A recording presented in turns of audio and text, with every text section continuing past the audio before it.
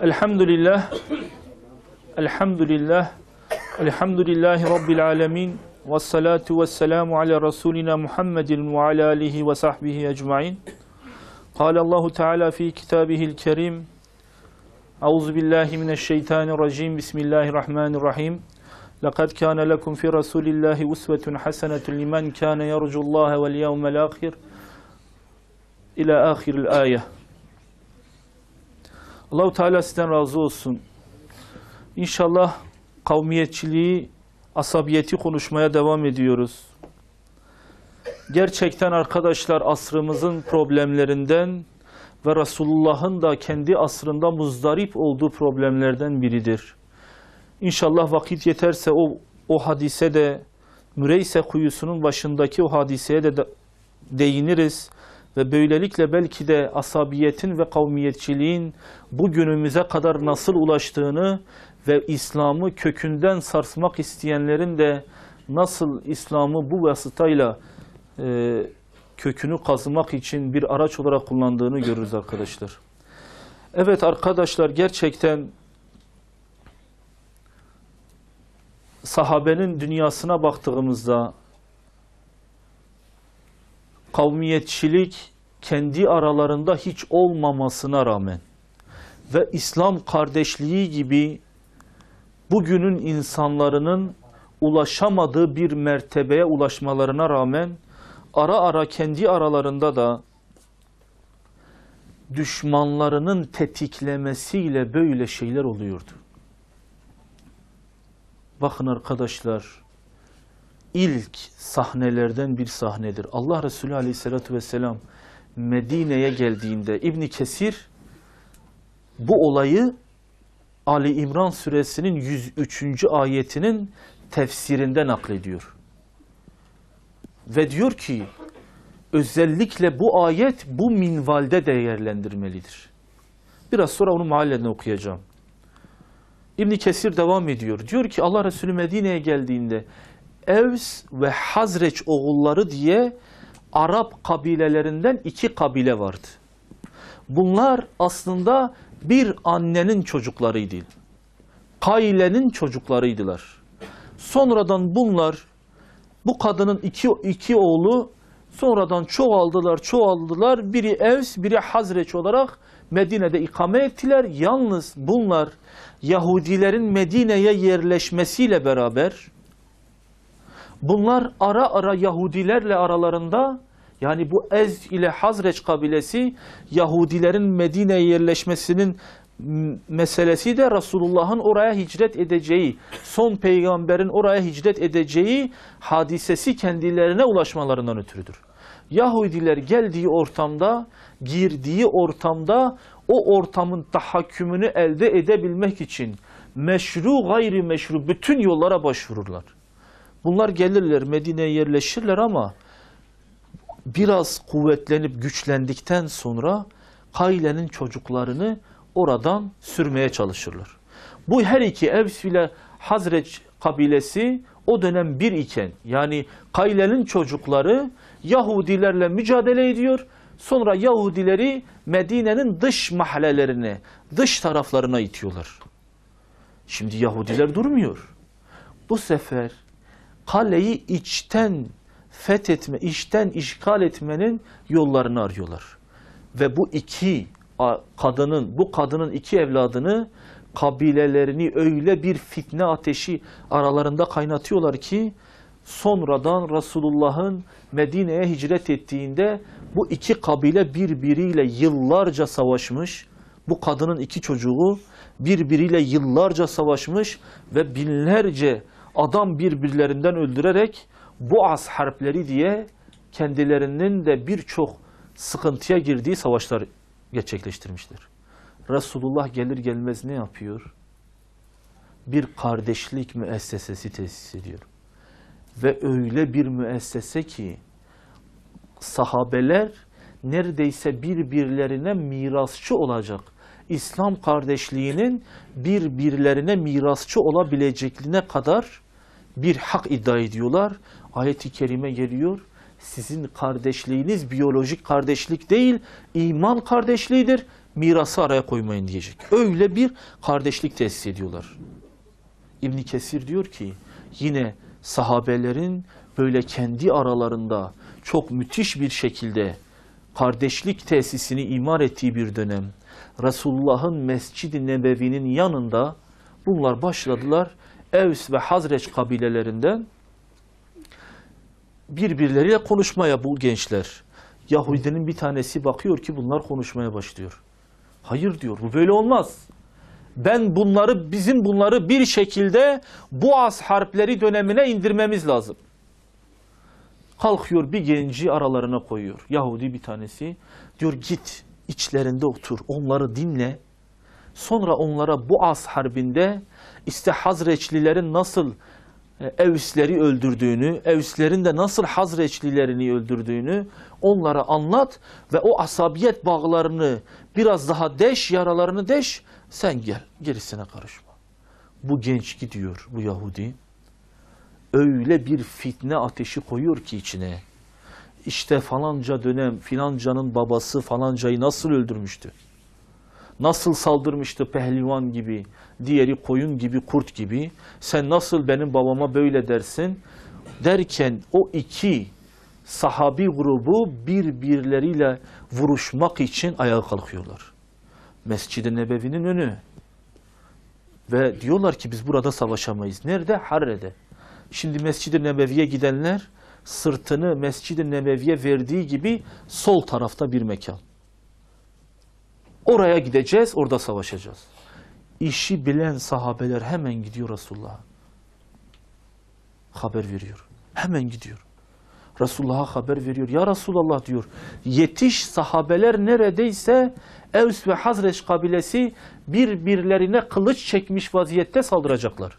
Resulullah diyor ki öyle bir hızlı geldi, cübbesi diyor, o ridası böyle sallana sallana geldi. Çok hızlı bir şekilde adım attı ve o toplulukları neredeyse birbirlerine kılıç çekecek vaziyette gördü. Harre'de.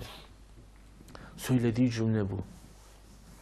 Ben sizin içinizdeyken mi bu cahiliye adetini yapacaktınız?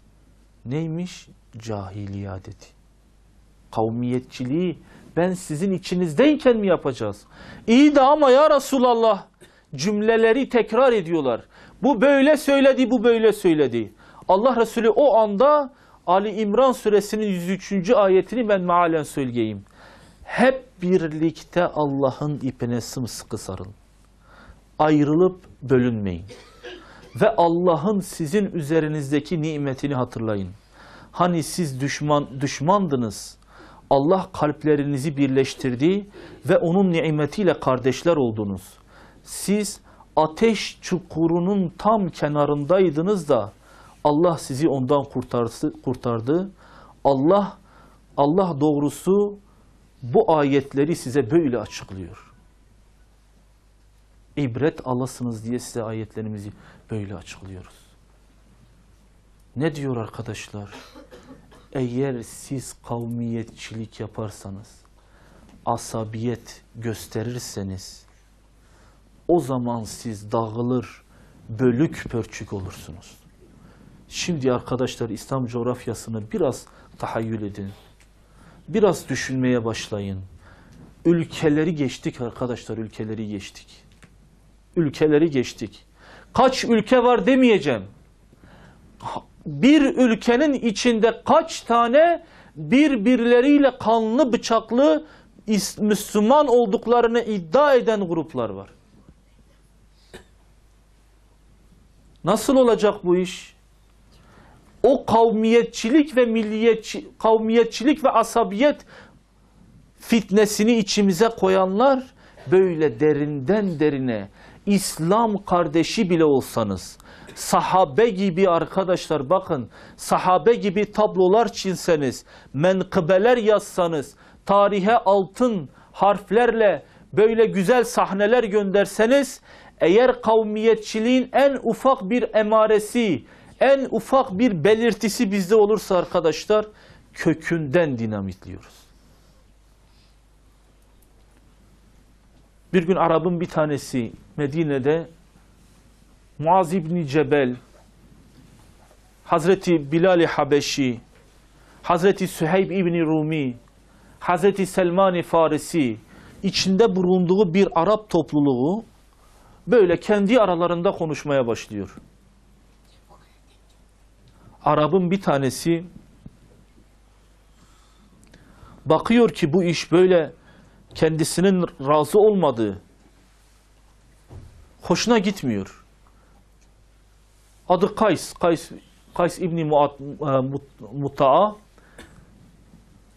Bakıyor böyle Araplar, köleler, Farisliler, Rumiler, Yemenliler, Habeşliler, Arapların mekanında Araplar gibi böyle bir izzet ikram görüyorlar. Vallahi diyor, adam dönüyor o sahabiye, diyor ki vallahi diyor ben bu ortamda oturmam. Muaz İbni Cebel diyor niye oturmuyorsun ey Kays? Baksana diyor, eski bir köle Bilal Habeşlidir. Eski bir köle Süheyb Mevaliden Habeşlidir, Rumidir. Selman-ı Farisi Sasanilidir, Farslıdır. Biz Araplar nasıl böyle kölelerinle aynı mekanda, aynı sofrada, aynı ortamda, aynı minder üzerinde otururuz? Muaz İbni Cebel büyük sahabi hemen ayağa kalkıyor, adamın yakasına yapışıyor. Vallahi diyor sen fitne kazanını kaynatmaya başladın. Hemen onun yakasından tutuyor, Resulullah'ın yanına götürüyor. Resulullah diyor duyar duymaz hemen minbere çıktı. Ey insanlar dedi, size ne oluyor ki siz kavmiyetçilik ve asabiyet duygularını pekiştiriyorsunuz? Vallahi Arap'ın Aceb'in Arap'tan üstünlüğü yoktur. Allah sizin renklerinize, Allah sizin dilinize bakmayacaktır. Allah şuradaki cevherinize bakacak. Takvanıza ve imanınıza bakacak. Kavmiyetçilik ve asabiyetçilik yapan leyse minne, bizden değildir. Bizden değildir. Kesinlikle bizim kabileden, bizim gruptan, bizim meşrebimizden, Müslümanların cemaatinden değildir. Resulullah hutbeyi bitiriyor.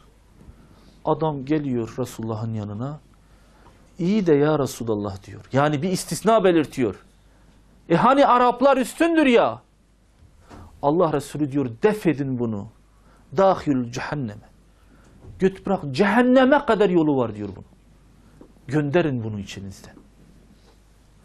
Ne zaman ki arkadaşlar biz de içimizden biri asabiyet ve kavmiyetçilik duygularını pekiştirmeye başladığında biz onun burnunu alıp da böyle yere sürtseydik, işte o zaman biz o sahabe gibi birbirine kenetlenmiş duvarlar gibi olurduk. İşte o zaman bizim de dünyanın öbür ucunda bir Müslümanın ayağı taşa değseydi bizim canımız ağırdı. İyi de kardeşim onlar Arap'tır. Tamam Müslümandır ama Arap'tır. Siz hiçbir Yahudinin böyle Kürt Yahudi dediğini gördünüz mü? Vardır, Kürt Yahudiler de var. Türk Yahudiler de var. Adamlar ırkıyla anılmazlar. Diniyle anılırlar. Onun için İslam bize millet kavramını önümüze koymuş. Bizler İbrahim'in milletindeniz. Yani İbrahim'in dinindeniz. Hanif birer Müslümanız. Arkadaşlar bakın, kavmiyetçilik bu kadar zem edilirken Allah Resulü başka bir hadiste soyunu inkar eden soysuzdur diyor. Nasıl olacak o zaman? Soyunu inkar eden de soysuzdur. Bir yandan siz kavmiyetçi olmayacak, bir yandan da soyunuzu inkar etmeyeceksiniz. Allah Resulü o dengeyi, o çizgiyi net bir şekilde gösteriyor. Yani İslam'da ırklar, renkler, diller bir realitedir, bir gerçekliktir, bir ayettir. Onlar inkar edilmez, onlar nahoşlukla itham edilmez.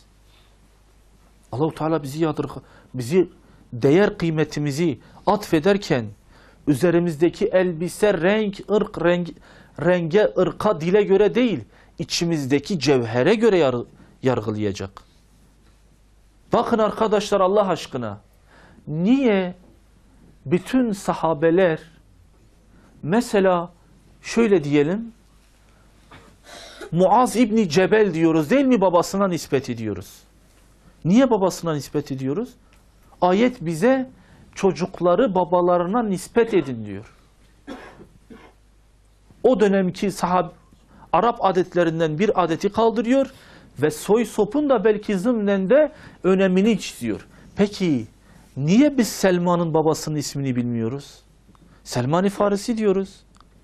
Acaba Selman kavmiyetçilik mi yapıyor? Niye ırkını öddediyor? Niye biz Bilal-i Habeşi diyoruz? Mesela çok az kişi Rabbah'ı bilir. Değil mi babasının ismini? Niye özellikle kitaplarımızda özellikle altını çize çize Bilal-i Habeşi'dir ha? Süheyb-i Rumi'dir. Huzeyfetül Yemani'dir.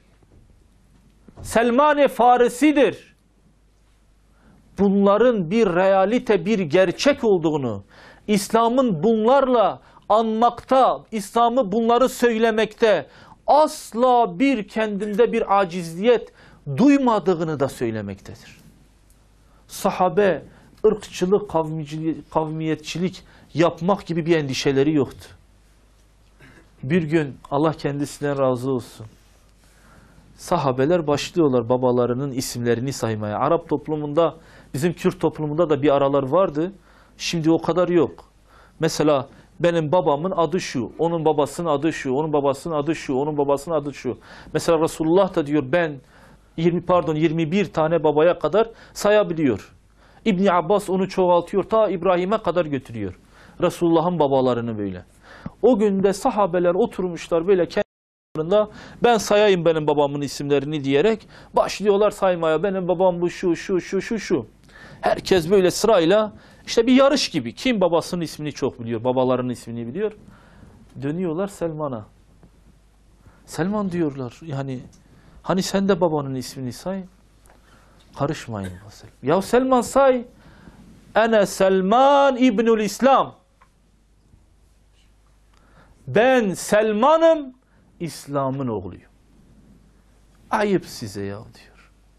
Ne gereği var? Allah Resulü ne diyor arkadaşlar biliyor musunuz? Kim cahiliye adeti üzere ölen, artık siz cahiliye dediğimizde bugündeki cahiliyeyi de anlayabilirsiniz. Yani gayri İslami bir fikir üzerinde ölenleri metheden, kim cahiliye adeti üzerine ölen büyüklerinin 9 tane ismini sayarsa, farz edelim 1, 2, 3, 4, 5. Ya falanca adam işte şu fikirde bir adamdı. Filanca adam sosyalisti, filanca adam kemalisti, filanca adam komünisti. Onları methede adam gidiyor. Sanki seceresini biliyor. Say desen Müslüman evladı bir sahabe, onu bilmez. Ama bilmem hangi fikrin, hangi ideolojinin, hangi sempatizanının bütün kitaplarını böyle annesinin, babasının kızlık soyadını bilmediğinden bunların soyadlarını bilir. Allah Resulü diyor kim böyle yaparsa, 9 ismi sayarsa 10'uncusu kendisidir. 9 ismi sayan 10'uncusu da kendisi olur. Yani bunu Müslümanlara söylüyor arkadaşlar. İşte arkadaşlar bu bağlamda öyle ki Allah Resulü son böyle hani noktayı vuracak, artık mührü basacak şu hadisi bize ulaştırıyor Ebu Davud. Irkçılık yapan, ırkçılık için savaşan, ırkçılığa çağıran, yani ırkçılık için çağıran, bu minvalde bir bardak su hazırlayan, 2-3 kelime söyleyen, birkaç kişiye ırkçılığın güzelliğini İslami şekilde anlatan, ırkçılığın kokusunun geldiği insanlar ve bu bağlamda ister ölsün ister diri kalsın, onlar kesinlikle bizden değildir. Onlar ölürse cahiliye adeti üzerine ölmüştür. Şehadete gidecek bir mekanda bile ölse kesinlikle o cahiliye adeti üzerine ölmüştür. Rabbim bizi böyle olmaktan muhafaza eylesin. Hele bu asrın problemi olan ırkçılık ve kavmiyetçilik ve asabiyeti böyle kokusunu bile bizden getirmesin. Rabbim amalarla, ancaklarla kavmiyetimizi ve meşrebimizi İslamsızlaştırmasın. Allah-u Teala bu mekanların kıymetini bilincine varanlardan eylesin inşallah. Ve ahiru da'vanen elhamdülillahi rabbil alemin. El Fatiha.